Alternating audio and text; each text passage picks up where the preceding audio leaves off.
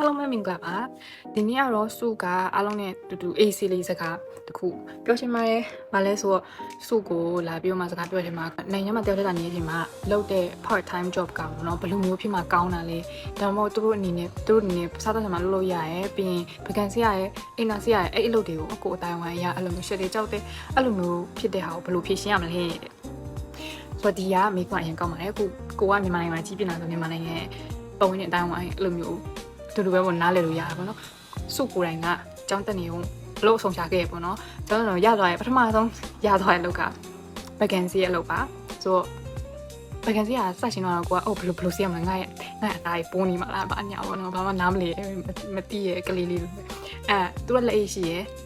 ဟိုပိတ်စားတော့ဆိုင်ဗကန်ကြီးအများကြီးပဲစီးရဲ့ကိုလည်းစီးရဲ့ပေါ့နော်ဆိုတော့ဗကန်စီပူပဲဗကန်စီပြောတော့အိတ်စားတော့ဆိုင်ကကိုအရှိမကူပေးပါလားပေါ့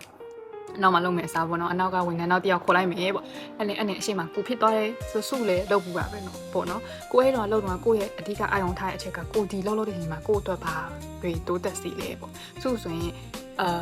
လူတွေနဲ့စကားပြောရတာအမှန်တမ်းပြောမယ်ဆိုတော့အရင်မပြောတတ်တဲ့ထဲမှာပါတယ်အရင်လည်းကြောက်တတ်တဲ့အရင်လည်းစိတ်ပူတတ်တဲ့ထဲမှာပါတယ်ဆိုတော့အဲ့မှာလှုပ်လို့ချိန်မှာကိုကအင်္ဂလိပ်စကားပြောမှကြောက်ပြီးနေလေ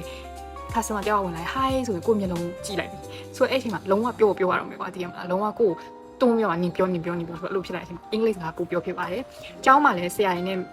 ပြောပြမယ်လေကျောင်းမှာကပြောခွင့်တော့မရပါဘူး။ဘာဖြစ်လို့ဆို UK မှာကျောင်းတက်ချိန်ကတစ်ပတ်လုံး9ရက်တက်နေရမှာမဟုတ်ဘူး။တစ်ပတ်မှာသူ့ရဲ့အချိန်စရာလိုက်2ရက်တက်ရရှိ3ရက်တက်ရရှိအမျိုးမျိုးရှိပေါ့နော်။ဆိုတော့အဓိကစုရဲ့အတွေ့အကြုံရတော့အိတ်စားတော့ဆိုင်ကကိုအင်္ဂလိပ်စကားရဲ့လူတွေနဲ့ဘယ်လို communication လုပ်ရမလဲပြီးရင် problem solving skills ဒီ skills တွေအားလုံးကပြန်ပြီးမှဒီလောက်မှမဟုတ်ဘူးကိုဘယ်လောက်ရ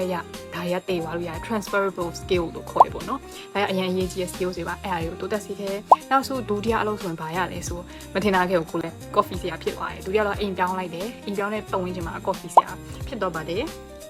coffee လည်းကိုကအိမ်မှာ coffee ရမ်းတဲ့လို့ coffee set တော့ရှိရမှာနော် coffee မုံကြိတ်ပြီးမှအဲ့လို menu set ရှိရဒါပေမဲ့အဲ့ set လုပ်တဲ့တိုင်းလေ customer ရောင်းလို့ရလောက်တဲ့ level ထိမရှိဘူးပေါ့နော်ဒါပေမဲ့အကြောင်းမျိုးကြောင့်အိမ်မှာ interview ရတယ် interview ပြီးသွားတယ်ပြီးတော့မှ coffee ဆရာဖြစ်လိုက်တယ်ဆိုတော့အဲ့လိုမျိုးပဲပေါ့နော်အမျိုးမျိုးပုံလုပ်ပြီး coffee ဆရာဖြစ်တော့ကလည်း time management အဓိကကိုအတွက်ပို့ပြီးတော့မှတိုးတက်လာလို့ထင်တယ်ဘာဖြစ်လို့ဆိုကိုရတဲ့ coffee ဆိုင်ကtrain station တခုကဆိုင်မှာ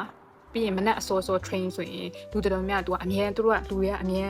စောမလာဘူးသူတို့ကအမြဲရောက်လာပြီးဆို hi I would like to have a coffee ပြီးရင်ဘာ coffee လဲယူပြောရအောင်